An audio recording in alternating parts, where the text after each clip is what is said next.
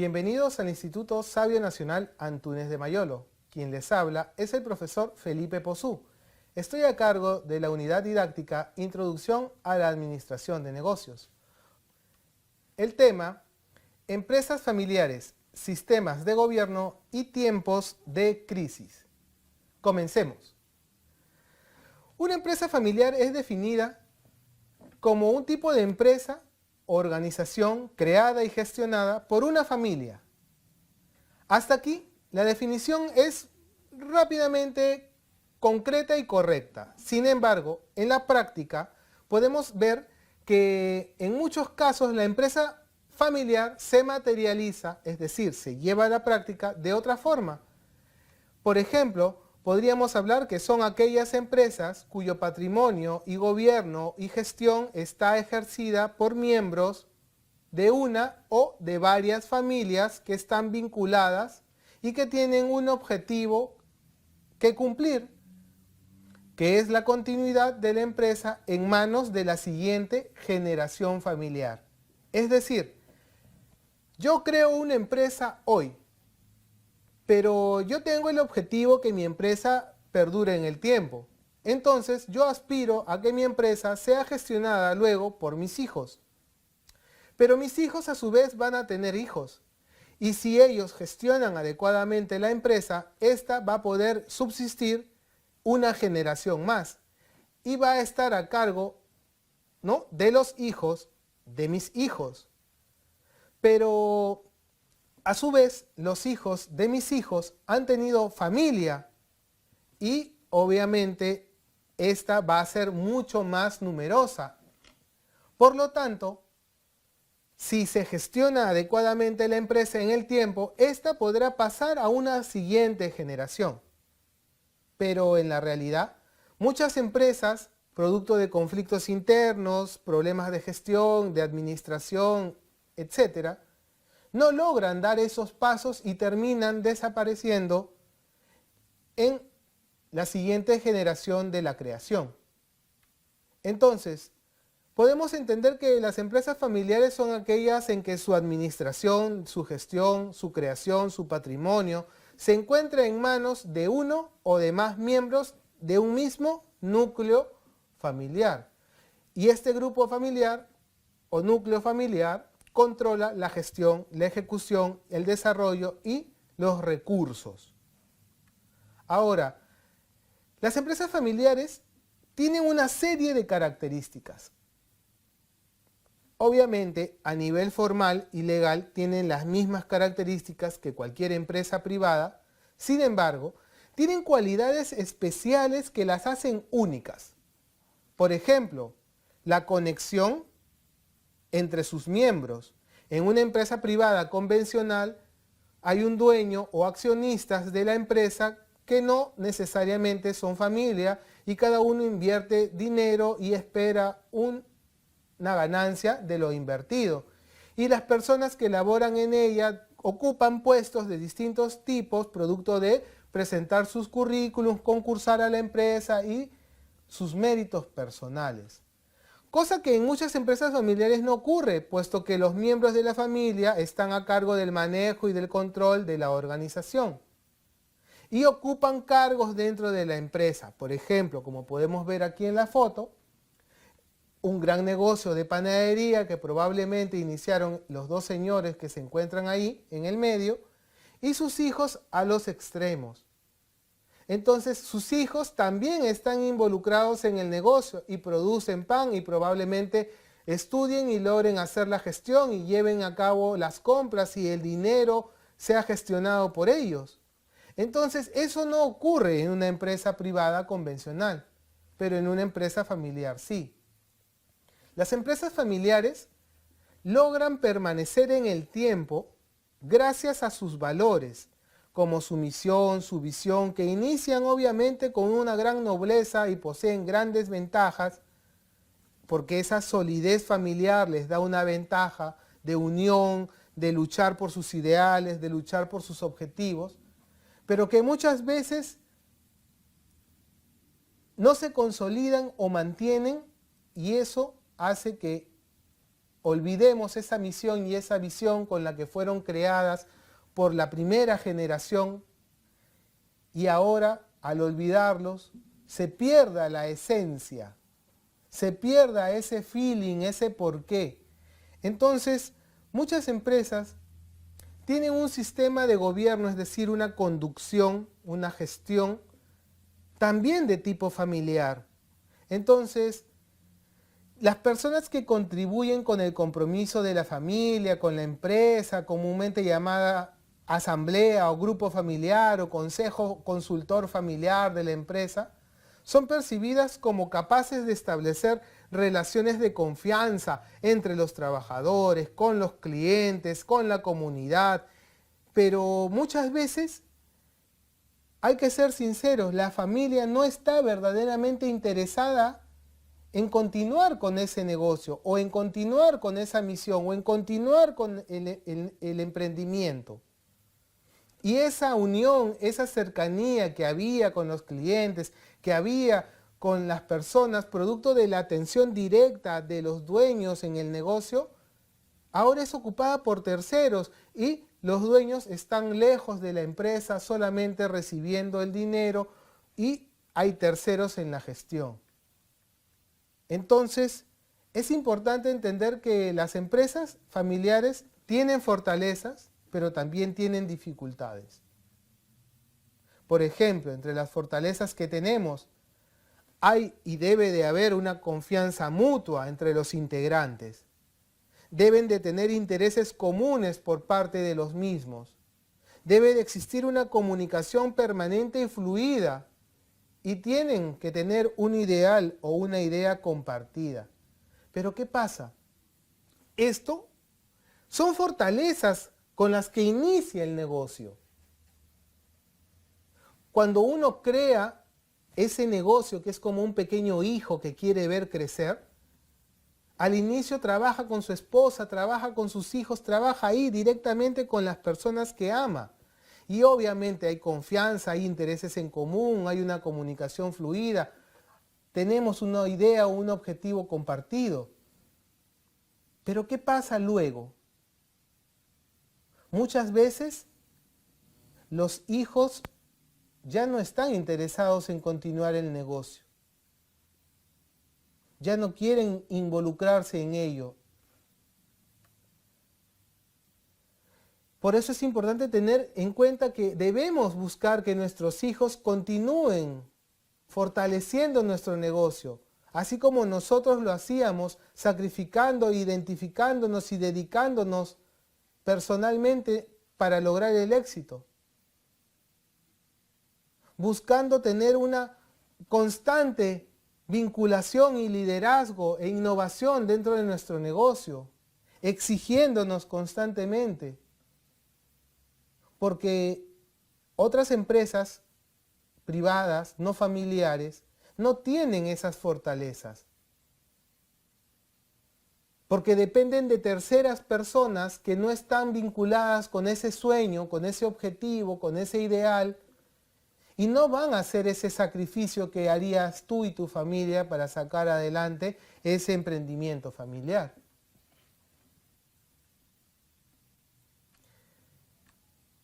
Por ejemplo, entre las debilidades que tienen las empresas familiares encontramos que hay intereses personales en conflicto.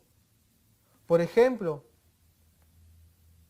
yo ya no quiero ser parte de la empresa, denme mi parte. Quiero mi parte del dinero. No, pero se ha acordado que la empresa no se va a vender. No, pero es que yo no quiero participar. Hay un conflicto de intereses. O de repente, no, yo quiero la gerencia, ¿por qué yo tengo que estar en la administración? No, lo que pasa es que papá dijo, pero papá ya no está vivo. Entonces se generan esos intereses personales que generan conflictos.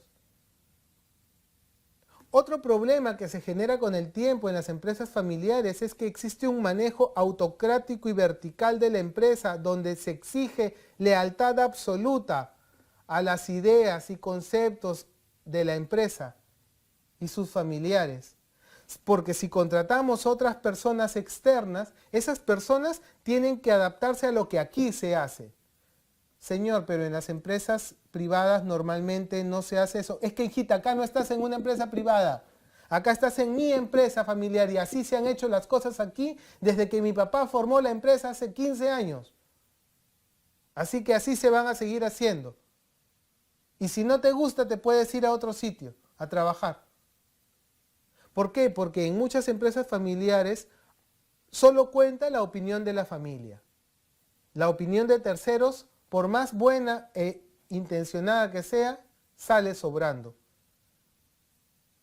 Otra desventaja de las empresas familiares, en muchos casos, es que hay odios y resentimientos entre los mismos integrantes familiares que conducen el negocio.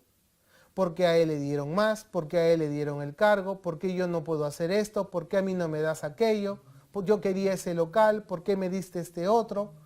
Y hay envidias, hay odios, hay resentimientos, y eso se ve reflejado en la conducción de la empresa.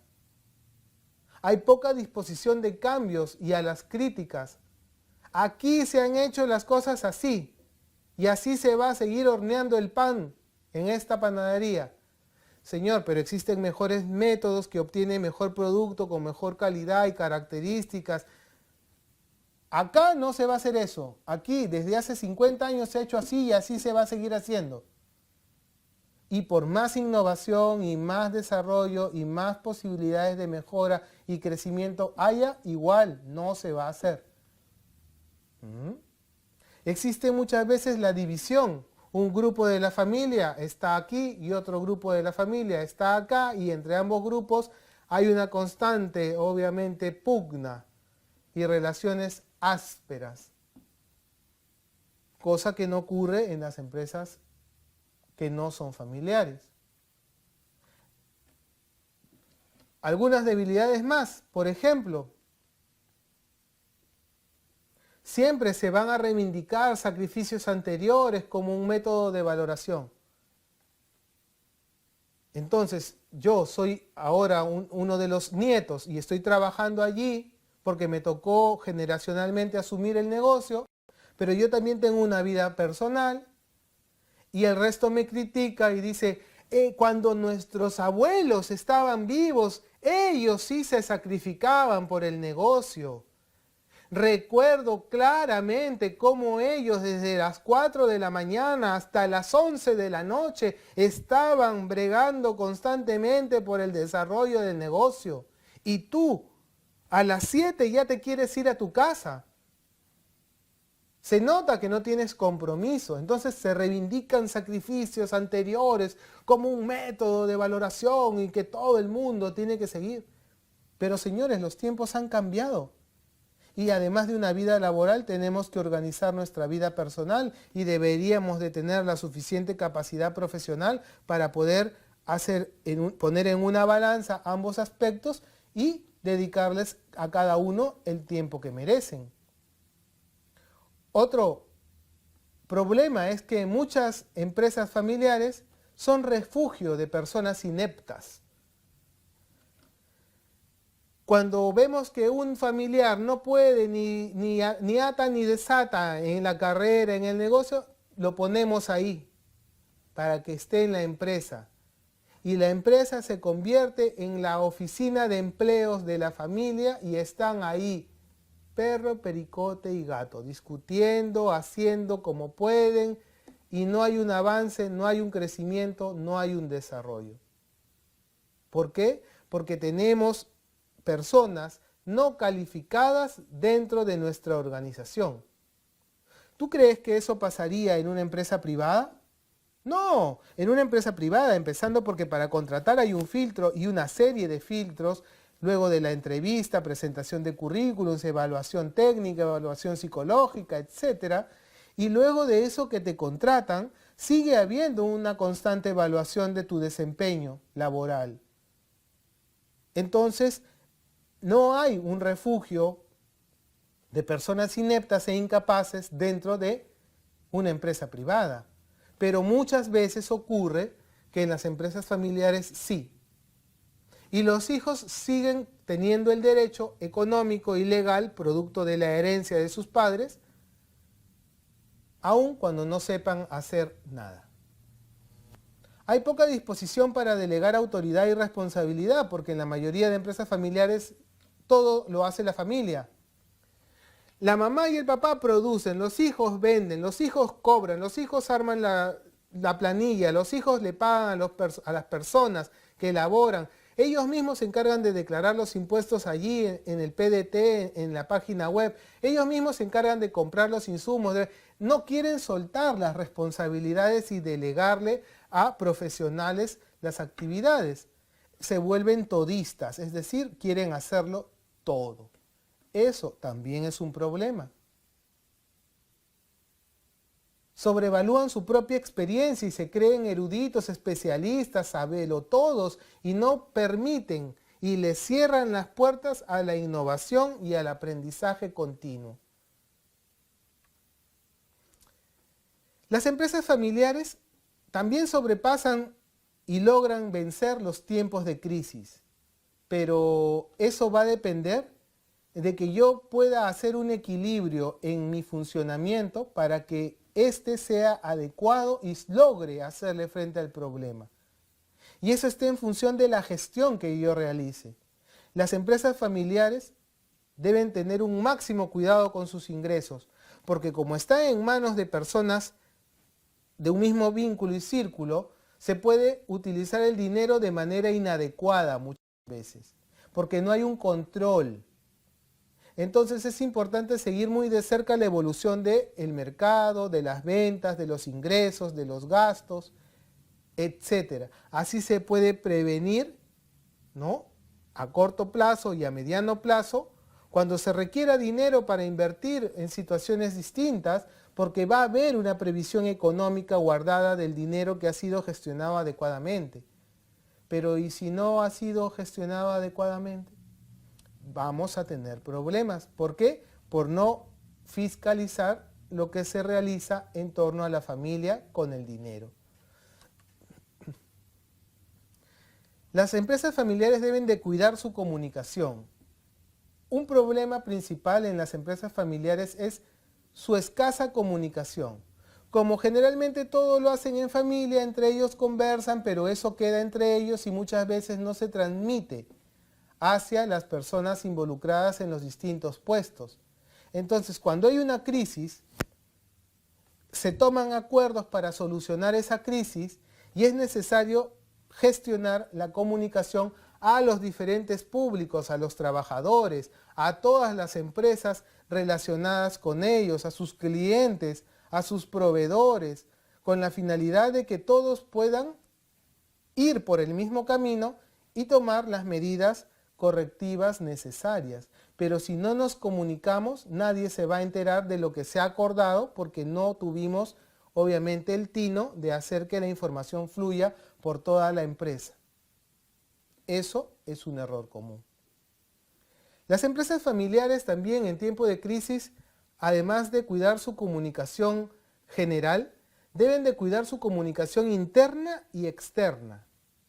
Es decir, el silencio total frente a una situación puede ser tan negativo como una emisión de información indiscriminada e irresponsable, en la que digo cosas sin corroborar, en la que suelto conjeturas, ideas personales. Hay que administrar la comunicación interna, es decir, con nuestros colaboradores, y externa, con nuestros clientes y la comunidad, manteniendo informados a nuestros públicos y que conozcan qué medidas, qué cosas vamos a llevar a cabo para mejorar las condiciones de crisis.